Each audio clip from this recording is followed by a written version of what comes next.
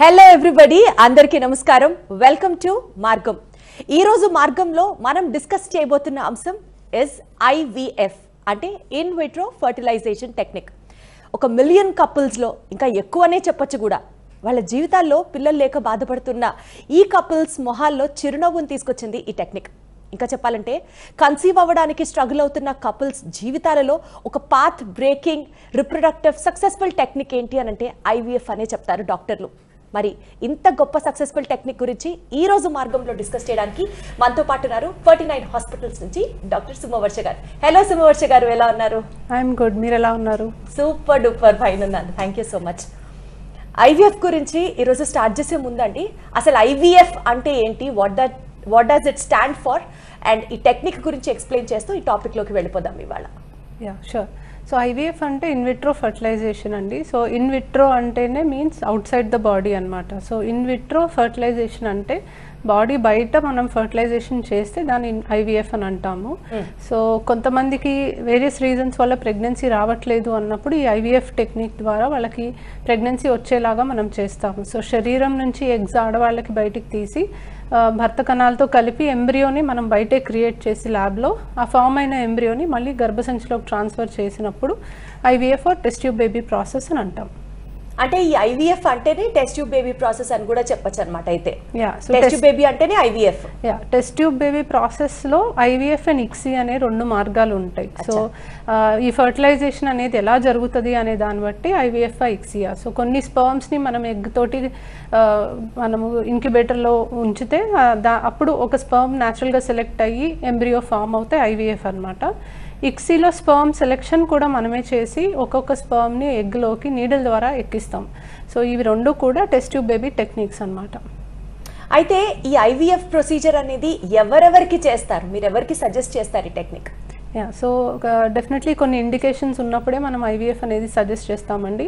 So first and foremost ఆడవాళ్ళలో 2 tubes block ఉన్నప్పుడు IVF suggest చేస్తాం. ఇది యాక్చువల్గా ఐవీఎఫ్ అనేది ఇన్వెన్షన్ అయ్యిందే ఈ పర్టికులర్ రీజన్ కోసం. సో 2 ట్యూబ్స్ బ్లాక్ ఉన్నప్పుడు వీళ్ళకి సహజంగా ప్రెగ్నెన్సీ రాదు, ఐయుఐ కూడా చేయలేము. సో వీళ్ళకున్న ఒకే ఒక ఆప్షన్ ఐవీఎఫ్ అనమాట. సో ఇది కాకుండా స్పర్మ్ కౌంట్ బాగా తక్కువ ఉన్నా, ఎండోమెట్రియోసిస్ అనే కండిషన్ స్టేజ్ 3 స్టేజ్ 4 అలా ఉన్నా, రిపీటెడ్గా ఐయుఐస్ చేసి వాళ్ళు ఫెయిల్ అవుతున్నారు, లేదా వాళ్ళకి ఏమైనా జెనెటిక్ ప్రాబ్లమ్స్ ఉంది, బేబీకి జెనెటిక్ ప్రాబ్లం రాకుండా చేయాలి, పీజీటీ లాంటివి చేయాలి అన్న ఐవీఎఫ్ చేస్తాము. లేదు డోనర్ ఎగ్ మనం వీళ్ళకి అవసరం పడుతుంది అనుకున్నప్పుడు సరోగసీలో కూడా మనం ఐవీఎఫ్ చేయాలి. సో కొన్ని రీజన్స్ ఉంటేనే మనం ఐవీఎఫ్ చేస్తాము. వచ్చిన ప్రతి పేషెంట్కి మేము ఐవీఎఫ్ డెఫినెట్లీ చెప్పమండి. సో సంతానలేమి సమస్యతో బాధపడే 10 మందిలో కేవలం 3-4కే ఐవీఎఫ్ ట్రీట్మెంట్ అనేది అవసరం పడుతుంది. అంటే జెనెటికల్గా వాళ్ళలో ఏదన్నా ఇబ్బందులు ఉంటే బేబీకి అప్పుడు ఐవీఎఫ్ సజెస్ట్ చేస్తామని చెప్తున్నారు కదండి.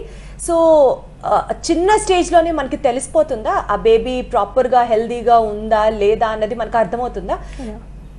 సో ప్రతి ఒక్క సెల్లో కూడా మన క్రోమోజోమ్స్ అనేవి ఉంటాయండి. సో 1 సింగిల్ సెల్తోనే మనము ఆ పర్టికులర్ పర్సన్ జెనెటిక్ మేకప్ ఏంటి అనేది తెలుసుకోగలము.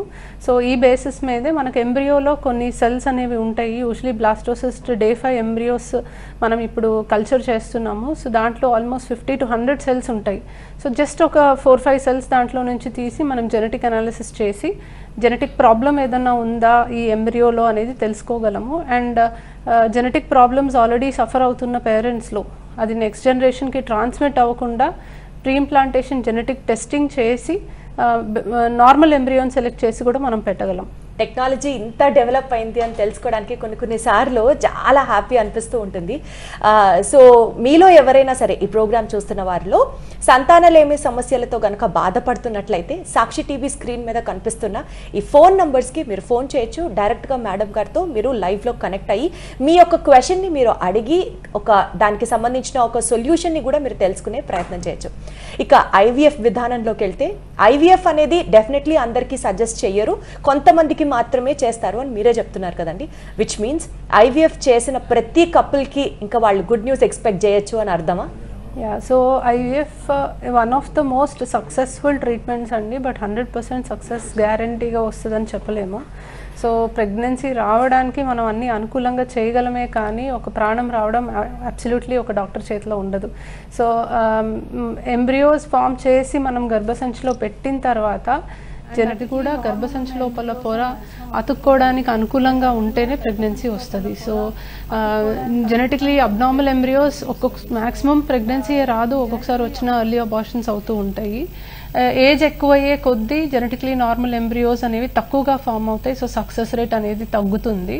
సో సక్సెస్ రేట్ అనేది వేరియస్ ఫ్యాక్టర్స్ మీద డిపెండ్ అవుతుందండి. కపుల్ ఏజ్ని బట్టి, వాళ్ళకున్న ప్రాబ్లమ్ని బట్టి. సో ట్యూబల్ ఫ్యాక్టర్ అనుకోండి, వాళ్ళకి ఎక్కువ సక్సెస్ రేట్ ఉంటుంది, ఎందుకంటే ఎగ్ అండ్ స్పర్మ్ క్వాలిటీలో ప్రాబ్లం ఉండదు.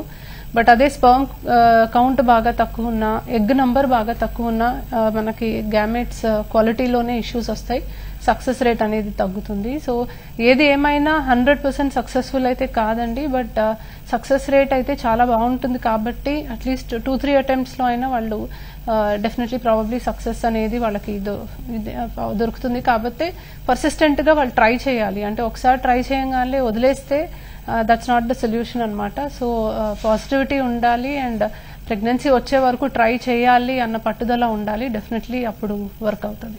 అంటే ఇప్పుడు మనం ఒకసారి ట్రై చేసిన వెంటనే ఐవీఎఫ్ అనేది ఒకసారి ఒక సెషన్ తీసుకుంటే మనకి ప్రెగ్నెన్సీ కన్ఫర్మ్ అవుతుంది అన్న గ్యారంటీ ఏం లేదు. కంటిన్యూస్ గా ఒక 2-3 టైమ్స్ అంటున్నారు కాబట్టి ఎన్నిసార్లు మాక్సిమం ట్రై చేయొచ్చండి?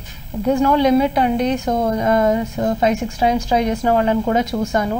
బట్ ఎక్కువ శాతం మనం 1-2 టైమ్స్ కంటే ఎక్కువ ట్రై చేయరు ఎవరు, బికాజ్ వాళ్ళకి చాలా ఇమోషనల్ బర్డన్ అవుతుంది more than any financial burden. So చాలా హోప్స్తో వస్తారు. డెఫినెట్లీ మేము కూడా చాలా హోప్తోనే చేస్తాము. ప్రతి ఒక్కళ్ళకి ప్రెగ్నెన్సీ రావాలనే ట్రై చేస్తాము. But definitely it's not that easy అనమాట. బట్ పర్సిస్టెంట్గా ట్రై చేస్తే ఒక 3rd time 4th time try చేసి కూడా ప్రెగ్నెన్సీ తెచ్చుకున్న వాళ్ళని ఎంతో మందిని చూసాము. సో అందుకనే అంటాను పర్సిస్టెన్స్ ఇస్ ద కీ అనమాట. నాకు ప్రెగ్నెన్సీ వచ్చే వరకు నేను ట్రై చేయాలి అన్న పట్టుదలతో ట్రై చేస్తే మాక్సిమం వస్తుందండి. అంటే ఇప్పుడు ఒక్కొక్క సైకిల్ అనాలా దాని ఒక్కొక్క సెషన్ అనాలా ఏమనాలి మేడం? చేసినప్పుడు ఒకదానికి ఇంకొక దానికి మధ్యలో ఎంత గ్యాప్ ఉండాలి? లేదా ఇప్పుడు 1 మంత్ ట్రై చేశారు రాలేదు, మళ్ళీ 2nd మంత్ వెంటనే ఐవీఎఫ్ చేసుకోవచ్చా? సో ఐడియలీ గ్యాప్ కంపల్సరీ కావాలి అని అయితే ఏం లేదండి. ఒకసారి చేసినప్పుడు ఒకవేళ ప్రెగ్నెన్సీ రాకపోతే ఇమీడియట్ నెక్స్ట్ మంత్ కూడా వాళ్ళు కావాలంటే ప్రొసీడ్ అవ్వచ్చు. బట్ ఆ మంత్ స్కాన్ అన్నీ అనుకూలంగా ఉండాలి, హార్మోన్ టెస్ట్ అన్నీ అనుకూలంగా ఉండాలి. బట్ యూజువలీ మేము కొంత గ్యాప్ తీసుకోమని చెప్తాము, because physically, emotionally and financially వాళ్ళకి బాగా అది డ్రైనింగ్గా ఉంటుంది. కాబట్టి 1-2 మంత్స్ గ్యాప్ తీసుకొని వస్తే వాళ్ళు కొంచెం మెంటలీ సెటిల్ డౌన్ అవుతారు. వాళ్ళకి నెగిటివ్ వచ్చిన దాన్ని వాళ్ళు డైజెస్ట్ చేసుకొని మళ్ళీ ఇంకోసారి ట్రై చేయాలి అన్న పాజిటివిటీతో వస్తారు. వెంటనే అంటే కొంచెం వాళ్ళకి it will be little strenuous అని అనిపిస్తుంది కాబట్టి గ్యాప్ తీసుకుంటాము. బట్ కొంతమందిని నేను చూసాను విదేశాలు వెళ్ళిపోవాలి అని చెప్పేసి వెంటనే కూడా ట్రై చేసిన వాళ్ళు ఉన్నారు. there's no contraindication, but as long as the scan and hormones are normal, immediate గా కూడా ట్రై చేసుకోవచ్చు. రైట్ అండి. మన ఫస్ట్ కాలర్ గాజువాక నుంచి అఖిల గారు లైన్ లో ఉన్నారు. అఖిల గారు, మీ సమస్య ఏంటో డైరెక్ట్ ని అడ్రస్ చేస్తూ మాట్లాడండి. Hello madam. Hello hello madam. Yes మా చెప్పండి, వినిపిస్తుంది. అంటే మా అమ్మ వాళ్ళ తమ్ముడిని పెళ్లి చేసుకున్నాను మేడం. చేసుకోవడం వల్ల మేనరికం అంటే నాకు బేబీ వినిపిస్తుందండి. మీ ప్రాబ్లం చెప్పరా డైరెక్ట్ గా? అంటే నాకు 3 బేబీలు పుట్టి చనిపోతున్నాను మ్యామ్. మేనరికం అది ఎందుకో తెలియట్లేదు మ్యామ్. ఓకే, మేనరికం అని అంటున్నారు కదండి, maybe that could be the main reason అండి. సో హోల్ ఎగ్జోమ్ సీక్వెన్సింగ్ అని ఉంటుంది. అంటే మీకు మీ హస్బెండ్కి కొన్ని టెస్ట్లు చేస్తాము. దాన్ని బట్టి నెక్స్ట్ మీకు రీఇంప్లాంటేషన్ జెనెటిక్ టెస్టింగ్ వల్ల మీకు ఏమన్నా యూజ్ ఉంటుందా అనేది కౌన్సిల్ చేస్తాము. సో డెఫినెట్లీ 3 టైమ్స్ మీకు పుట్టి చనిపోయారు అంటున్నారు కాబట్టి ఏదో ఒక జెనెటిక్ ఇష్యూ ఉండుండొచ్చు, అది కూడా మేనరికం అంటున్నారు కాబట్టి. సో మీకు మీ దగ్గర ఉన్న పాత రికార్డ్స్ అన్ని తీసుకురండి. సో ఎన్ని మంత్స్ అప్పుడు చనిపోతున్నారు, ఏ రీజన్ వల్ల చనిపోతున్నారు అవన్నీ చూసుకొని ఏమన్నా జెనెటిక్ లింక్ ఉందా చూసుకొని మనం ప్రొసీడ్ అవ్వచ్చు. సో ఇది యాక్చువల్లీ ఈరోజు I want to take this opportunity. ఇప్పుడు ఇంత తెలిసి కూడా మేనరికాలు మ్యాక్సిమం అవాయిడ్ చేయడానికి ట్రై చేయాలండి. అండ్ ఒక జనరేషన్ మేనరికమే కాదు, చాలాసార్లు చూస్తాం 2-3 జనరేషన్ నుంచి కూడా మేనరికాలు అనేవి చూస్తూ ఉంటాము. సో ఇలా ఉన్నప్పుడు కొన్ని హెచ్ఎల్ఏ జీన్స్ అని ఉంటాయి, అవి ఎక్కువగా కలిసినప్పుడు ఇలాంటి ప్రాబ్లమ్స్ అనేవి వస్తూ ఉంటాయి. సో ఐ థింక్ ఈ జనరేషన్లో we should not expect any more of this అనమాట. సో దాని గురించి కొంచెం అవగాహన పెంచుకొని మీరు ఇలాంటివి అవాయిడ్ చేస్తే చాలా మంచిది. ఆఫ్కోర్స్ ఈ మీకు యాజ్ అ కపుల్ మీకు ఇప్పుడు I'm not telling you anything else, but you can try అనమాట. ఒకసారి వచ్చి మీ పాత రిపోర్ట్స్ని మాకు చూపిస్తే మీకు ఏమైనా నార్మల్ చైల్డ్ పుట్టే అవకాశం ఉందా అనేది చెప్తాము. ఇఫ్ అది కూడా వర్క్ అవ్వకపోతే then what is your next option also we can counsel. Right, మీరు ఇందాక అన్నట్లు madam taking this is an opportunity, మేనరికాలు చేసుకోకూడదు అని ఇప్పట్లో కొంతమందికి అవగాహన వచ్చినప్పటికీ కూడా ఫస్ట్ జనరేషన్ మేనరికం వివాహం అంటే దే ఆర్ ఫైన్, సెకండ్ జనరేషన్కి కొంత ఇబ్బంది ఉంటుంది, థర్డ్ జనరేషన్లో కూడా మేబీ ఫస్ట్ చైల్డ్ నార్మల్గా పుట్టచ్చు, సెకండ్ చైల్డ్కి ఎఫెక్ట్ అవ్వచ్చు, ఇట్లా చాలా చాలా థియరీస్ చెప్తూ ఉంటారు ఒక్కొక్కళ్ళు. అసలు మేనరికం బీట్టిన ఫస్ట్ జనరేషన్ అవాయిడ్ చేయాలా, లేకపోతే అసలు మేనరికల్ పెళ్ళిళ్ళే చేసుకోకూడదు అన్నట్టు ఒక థంబ్ రూల్ పెట్టేసుకోవాలా? What you have to say about this? Yeah, so best is to avoid completely అండి, that is the best thing to do. అంటే ఎక్కువ జనరేషన్స్ ఆఫ్ మెనరికాలు ఉంటే మోర్ ద ప్రాబ్లం. ఎందుకంటే హెచ్ఎల్ఏ జెనెటిక్ మ్యాచింగ్ అనేది వస్తూ వస్తూ ఇంకా ఎక్కువ అయిపోతుంది. బట్ ఈవెన్ ఫస్ట్ జనరేషన్లో కూడా ప్రాబ్లమ్స్ అనేవి చూస్తాం. వీళ్ళకి ఫస్ట్ ఆఫ్ ఆల్ ప్రెగ్నెన్సీ రావడమే ఇబ్బంది అవుతుంది, అండ్ ఒకవేళ వచ్చినా కూడా అబార్షన్ అయ్యే ఛాన్సెస్ ఎక్కువ చూస్తాము, రికరెంట్ అబార్షన్స్ చూస్తూ ఉంటాము. అండ్ కొంతమందికి ప్రెగ్నెన్సీ కూడా వస్తుంది కానీ బేబీస్లో అవయవ లోపాలు చూస్తాము, కొంతమందికి ఇట్లా డెలివరీలు అయ్యాక బేబీస్ చనిపోవటం చూస్తాం. అది ఏ పాయింట్ ఆఫ్ వ్యూలో ఏ పాయింట్ ఆఫ్ టైంలో మేనిఫెస్ట్ అవుతుందో మనకు తెలియదు. So as a thumb rule I would really suggest మేనరికం అనేది కంప్లీట్గా అవాయిడ్ చేస్తేనే మంచిది. రైట్ అండి, నెక్స్ట్ కాలర్ త్రివేణి గారు ఫ్రమ్ జహీరాబాద్ లైన్లో ఉన్నారు, కనెక్ట్ అవుదాం మనం. చెప్పండి త్రివేణి గారు. హలో, నమస్తే, చెప్పండి మీ ప్రాబ్లం. నమస్తే మేడం. వినిపిస్తుందమ్మా? వినిపిస్తుంది మేడం. నమస్తే మేడం. హలో, నమస్తే అండి, చెప్పండి మీ ప్రాబ్లం చెప్పండి. అదే మేడం, నా మ్యారేజ్ అయ్యి 7 years అయింది మేడం. త్రివేణి గారు మాట్లాడండి, మీ సమస్య ఏంటాడు? నా మ్యారేజ్ అయ్యి 7 years అయింది మేడం. ఓకే, అది ఐవేస్ చేసుకున్నాం మేడం. ఫస్ట్ సార్ ఐవేస్ చేసుకుంటే కన్సీవ్ అయింది. ఓకే, కన్సీవ్ అయినాక 3 months అయినాక అది స్కాన్ చేస్తే అది ఈ ముక్కు రాలేదంట మేడం. ఓకే, సో నా ఏజ్ 27 years మేడం. ఓకే, మళ్ళీ ఇట్లా అయింది కదా, మళ్ళీ ముందర ఐవేస్ చేసుకుంటే మళ్ళీ అదే ప్రాబ్లం, జెనెటిక్ ప్రాబ్లమ్ వస్తుందేమో అంటుంది మేడం.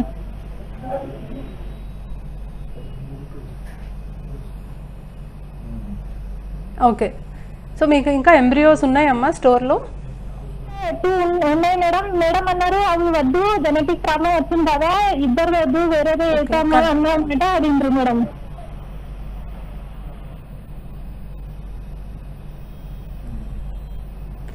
ఓకే అమ్మా. సో మిగిలిన 2 ఎంబ్రియోస్కి జెనెటిక్ టెస్టింగ్ చేయొచ్చండి. సో ముక్కు రాలేదు అంటే అబ్సెంట్ నేజల్ బోన్ అంటాము, అండ్ ఇది చాలా highly suggestive of genetic problem అనమాట. సో ఒక సర్టన్ ఇన్ని వారాల కల్లా నేజల్ బోన్ కనిపించాలి స్కాన్లో, కనిపించలేదు అంటే మనకు జెనెటిక్ ప్రాబ్లం ఉన్నట్టుగా ఎక్కువగా సజెస్ట్ చేస్తుంది. బట్ అలా అని నెక్స్ట్ ఉన్న ఎంబ్రియోస్లో కూడా అదే ప్రాబ్లం ఉంటుంది అని 100% చెప్పలేము. అవకాశం ఉంటే అవి టెస్ట్కి పంపించడం మంచిది. Genetic testing, pre implantation genetic testing చేసుకొని ఒకవేళ నార్మల్ ఉంటే మీరు ట్రాన్స్ఫర్కి ప్రొసీడ్ అవ్వచ్చు. ఒకవేళ అబ్నార్మల్ ఉంటే మళ్ళీ ఐవీఎఫ్ చేసి కూడా మీకు నెక్స్ట్ సెట్ ఆఫ్ ఎంబ్రియోస్ కూడా టెస్ట్ చేసుకోవచ్చు. లేదు, లాస్ట్ ఆప్షన్ ఇస్ డోనర్ అండి. అంటే ఎవరికి కూడా డోనర్ అనేది డైరెక్ట్గా యూజువలీ సజెస్ట్ చెయ్యము unless it is the last option. So as a last option you can consider donor. But మీది కూడా ట్రై చేయడానికి అవకాశం ఉంది. నేను చెప్పినట్టుగా ప్రీ ఇంప్లాంటేషన్ జెనెటిక్ టెస్టింగ్ చేయొచ్చు. మీ ఎంబ్రియోస్లో కొన్ని సెల్స్ తీసి టెస్టింగ్ పంపించి జెనెటిక్ ప్రాబ్లం ఉందా లేదా చూసుకొని లేకపోతే ట్రాన్స్ఫర్కి ప్రొసీడ్ అవ్వచ్చు. మరి ఇప్పటి వరకు అలా సమస్య వస్తోంది అని అంటే ఏదో ప్రాబ్లం ఉండబట్టే కదా మేడం, ఆ జెనెటిక్ టెస్ట్ చేసి ఉంటారని అనుకోవాలి అయితే మనం? లేదండి, అంటే లైక్ యూజువలీ ఒక్కసారి ఎంబ్రియోస్ పెట్టినప్పుడు బేబీ అబ్నార్మల్గా ఉండి వాళ్ళు అబార్ట్ చేయించుకోవాల్సి వచ్చింది అనుకోండి, it is suggestive of genetic problem. But అలా అని ప్రతి ఎంబ్రియో కూడా అలాగే ఉంటుందని గ్యారంటీ లేదు. ఇప్పుడు మనకి ఒక 10 ఎంబ్రియోస్ తయారైనాయి అనుకోండి, అన్నీ కూడా జెనెటిక్లీ అబ్నార్మల్ ఉండవు, కొన్ని నార్మల్గా కూడా ఫామ్ అవుతాయి. కాబట్టి నార్మల్గా ఉన్న ఎంబ్రియోస్ని మనం సెలెక్ట్ చేసుకోవచ్చు, అన్నీ అలాగే ఉంటాయని అనుకోవడానికి ఏం లేదు. రైట్. సో మనం ఐవీఎఫ్ గురించి మాట్లాడుకుంటాం కదా మేడం, ఇప్పుడు ఎంబ్రియోని లోపల ఇంప్లాంట్ చేయడం వరకు మనం ఈ ప్రొసీజర్ ద్వారా చేస్తాం. మీరు చాలాసార్లు ఈ టాపిక్ చెప్పారు కూడా, అది లోపల ఎలా అటాచ్ అవుతుంది, how it gets developed from there అనేది అది నేచర్ స్టోరీ అని చాలాసార్లు చెప్పారు కదా. కానీ the IVF success itself depends upon అక్కడి నుంచి స్టార్ట్ అవుతుంది కదా. మీరు లోపల సక్సెస్ఫుల్ గా ఇంప్లాంట్ చేసినప్పటికీ కూడా అక్కడి నుంచి the development it self shows the success rate of IVF, అలాగే అనుకోవాలి కదా మనం. సో ఈ నేపథ్యంలో ఆ సక్సెస్ రేట్ ని ఇంక్రీజ్ చేయడానికి, లేదా అది 100% మీరు ఇంప్లాంట్ చేసింది డెఫినెట్లీ అది సక్సెస్ అవుతుంది అనుకోవడానికి మనం అడిషనల్ గా ఏమైనా చేస్తూ ఉండాలా? సో ఫస్ట్ ఆఫ్ ఆల్ మనం పెట్టిన తర్వాత నుంచి సక్సెస్ రేట్ డిపెండ్ అవుతుంది అని కాదండి, it depends on the quality of the embryo also. అంటే embryo quality egg and sperm quality పైన డిపెండ్ అవుతుంది, అండ్ అది ఆ కపుల్ లైఫ్ స్టైల్ బట్టి వాళ్ళ ఏజ్ని బట్టి కూడా డిపెండ్ అవుతుంది. So the story starts long back అనమాట. So but after embryo transfer this is a very common question. మేము ఏం చేస్తే మాకు ఇది సక్సెస్ అవుతుంది అని ఖచ్చితంగా అడుగుతారు. సో ఎటువంటి ప్రికాషన్స్ తీసుకోవాలి, ఎటువంటి జాగ్రత్తలు తీసుకుంటే సక్సెస్ రేట్ ఇంప్రూవ్ అవుతుంది అని అడుగుతూ ఉంటారు. సో ఐడియలీ స్ట్రెస్ ఫ్రీగా ఉండాలి, పాజిటివ్ యాటిట్యూడ్ ఉండాలి, అండ్ హెల్దీ ఫుడ్ తీసుకోవాలి, టైంకి తినాలి, నైట్ నిద్ర సరిగ్గా ఉండాలి, అండ్ మెడిసిన్స్ కరెక్ట్గా వేసుకోవాలి. This is all that you need to do. Bed రెస్ట్తో పని లేదు, లేకపోతే ఇది తింటే నాకు ఖచ్చితంగా ప్రెగ్నెన్సీ వస్తుంది అని పర్టికులర్గా లేదు, లేకపోతే ఇది తింటే నాకు అది రాదు, ఇది అవాయిడ్ చేయాలి అనేది కూడా ఎటువంటి స్పెసిఫిక్ ఫుడ్ కూడా లేదు. But ultimately it depends more on the quality of the embryo and the quality of the endometrium, which ఆ 15-13-14 డేస్లో మనం కంట్రోల్ చేయగలిగేది యాక్చువల్లీ ఏమి ఉండదు. సో అది ఎప్పటి నుంచో లాంగ్ బ్యాక్ స్టోరీ అనమాట. అండ్ మనం కొన్ని జాగ్రత్తలు తీసుకుంటాం డెఫినెట్లీ, అసలు పట్టించుకోము అని కాదు, just follow healthy life style, అంతకు మించి అవసరం ఏమి ఉండదు. And bed rest is the worst thing to do actually.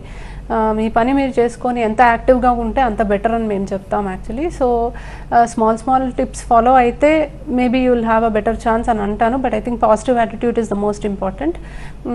Apart from that nothing major will actually affect the success rate. ఏదో పెద్ద జాగ్రత్తలు తీసుకోవాలి మనం అని భయపడిపోతూ చాలా అతిగా ఆలోచించేస్తుంటాం. ప్రాబబల్లీ వాళ్ళు ఉన్నటువంటి ఆ ఎమోషనల్ స్ట్రెస్ ఉన్న సిచ్యువేషన్లో అలా కనిపిస్తూ ఉంటాయి. కానీ చిన్న స్టెప్సే మీరు చెప్పినవన్నీ కూడా, ప్రాపర్ లైఫ్ స్టైల్, మంచి నిద్ర, టైంకి మెడిసిన్స్, ఇవన్నీ చిన్న ఎఫోర్డబుల్ స్టెప్స్ మాత్రమే. మనతో మాట్లాడడానికి ఇంకొక కాలర్ కనెక్ట్ అయి ఉన్నారు లైన్లో, ఒకసారి మాట్లాడదాం. చెప్పండి. హలో మేడం, నమస్తే అండి. హలో నమస్తే, కోసం ప్లాన్ చేస్తున్నామండి మేము. అప్పుడే 3 years నుంచి. చెప్పండి మీ ప్రాబ్లం చెప్పండి. ప్రాబ్లం అంటే అదే, మా హస్బెండ్ కి సెమాలసిస్ కౌంట్ తక్కువ ఉందన్నారు.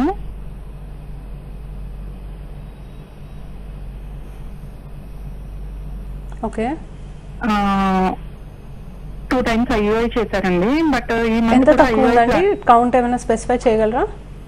లాస్ట్ మంత్ చేస్తే 2 million ఉంది, మోటాలిటీ వచ్చేసి 15% ఉందండి. ఈ మంత్ ఐయుఐకి సజెస్ట్ చేశారు మేడం. బట్ 11 days దాకా ఇంజెక్షన్స్ ఇచ్చారు. 11th day ఏంటంటే కొంచెం ఎగ్ రిలీజ్ అన్నది, అదే ఎగ్ పెరుగుతూ అన్నది తక్కువ ఉంది. నెక్స్ట్ మంత్ ట్రై చేద్దాం అన్నారు. అది ఎంతవరకు కరెక్ట్ అన్నది తెలుసుకుందాం అని చెప్పానండి.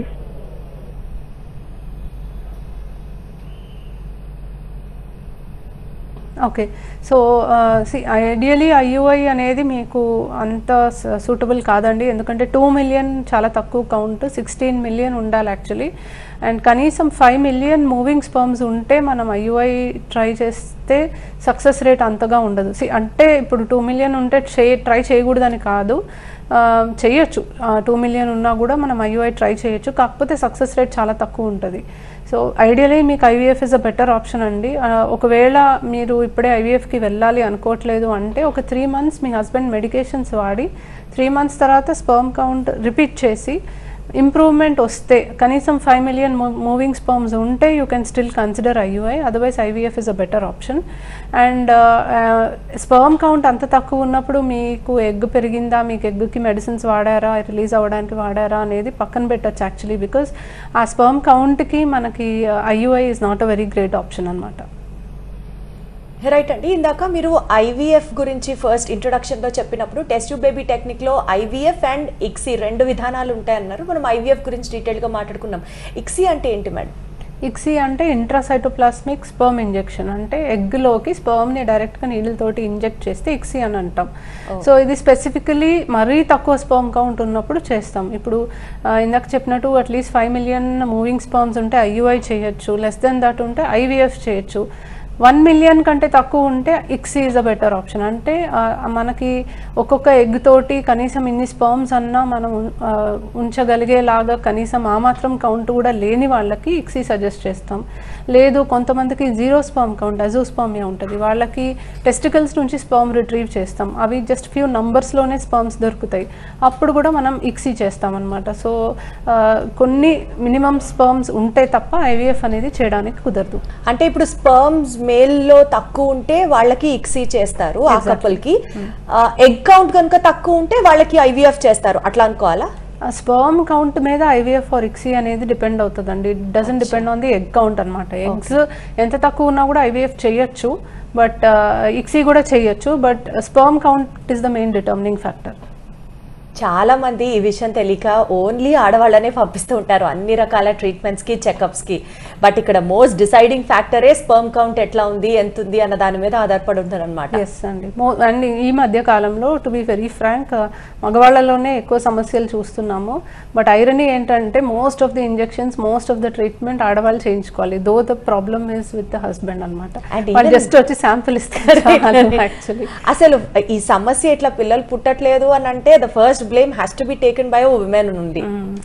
It's absolutely wrong అండి. మోస్ట్ ఆఫ్ ద టైమ్ ఈ మధ్య ఎస్పెషలీ చూస్తున్నాం, మెయిల్ ఫ్యాక్టరే ఎక్కువ చూస్తున్నాము. అండ్ స్టిల్ ఫీమేల్కే మొత్తం ట్రీట్మెంట్ జరుగుతుంది, అండ్ లాస్ట్కి ప్రెగ్నెన్సీ రాకపోయినా మళ్ళీ ఫీమేల్నే బ్లేమ్ చేస్తారు. So that is really disappointing actually. సరే మేడం, ఇప్పుడు ఆడవాళ్ళలో ఎగ్ కౌంట్ అనేది అది చాలాసార్లు మనం అనుకున్నాము it's mostly dependent upon age అని. సో లైఫ్ స్టైల్ టోటల్గా ఆడవాళ్ళలో కూడా ఏజ్ అన్నది కాకుండా how does life style also have an impact on the egg count? It's very good question అండి. సో చాలాసార్లు చూస్తాను, చాలా యంగ్ కపుల్స్ వస్తారు, అసలు లేడీస్కి చూస్తే అసలు ఎగ్సే ఉండవు. మళ్ళీ వాళ్ళు మాకు ఎటువంటి బ్యాడ్ హ్యాబిట్స్ లేవు మేడం, మేము హెల్దీ లైఫ్ స్టైల్, అండ్ వాళ్ళు ఏమంతా ఒబీస్గా అంటే వాళ్ళకేమి అన్హెల్దీ లైఫ్ స్టైల్ ఉన్నట్టుగా కూడా మనకేం కనిపించదు, బట్ ఎగ్స్ బాగా తగ్గిపోతుంటాయి. So there are so many factors మనకు తెలియకుండానే ప్రాబ్లమ్స్ అవుతున్నాయండి. So be it drinking water from plastic bottles or vegetables with pesticides or something, or adulterated food అయి ఉండొచ్చు. సో పొల్యూషన్కి ఎక్స్పోజ్ అవ్వడం అయి ఉండొచ్చు, సో పెస్టిసైడ్స్కి ఎక్స్పోజ్ అవ్వడం అయి ఉండొచ్చు. అండ్ ఒక theory suggest that mother's lifestyle when she was pregnant with this particular lady also depends the number of eggs that the daughter carries anamata. So womb lo unnappude actually egg number anedi fix అయిపోతుంది. Beyond that పెద్ద మంచి అయిన దగ్గర నుంచి ఆ number తగ్గిపోతానే వస్తుంది. So వూంబ్లోనే there are so many factors. మదర్కి స్మోకింగ్ అలవాటు ఉన్నా, అండ్ కొన్ని టైమ్స్లో మస్కిటోస్ ఎక్కువ ఉన్నాయని DDT చాలా ఎక్కువ స్ప్రే చేసేవాళ్ళు. ఆ టైంలో ప్రెగ్నెంట్ లేడీస్కి డాటర్స్కి చాలా తక్కువ ఎగ్స్ ఉండడం కూడా గమనించారనమాట. రైట్ అండి, ఓవరాల్గా ఈ ఎపిసోడ్ చూసిన తర్వాత చాలా పాయింట్స్, తెలియని విషయాలు తెలుసుకోవడంతో పాటు మేల్ ఫ్యాక్టర్ అన్నది కూడా ఎంత ప్రిడామినెంట్గా ఒక కపుల్ సక్సెస్ రేట్ ప్రెగ్నెన్సీ దీని మీద ఆధారపడి ఉంటుంది అన్నది కూడా అర్థం చేసుకోవడం జరిగింది. Thank you so much madam. ఇది ఇవాల్టి మార్గం. చూస్తూనే ఉండండి లేటెస్ట్ అప్డేట్స్ కోసం సాక్షి టీవీ.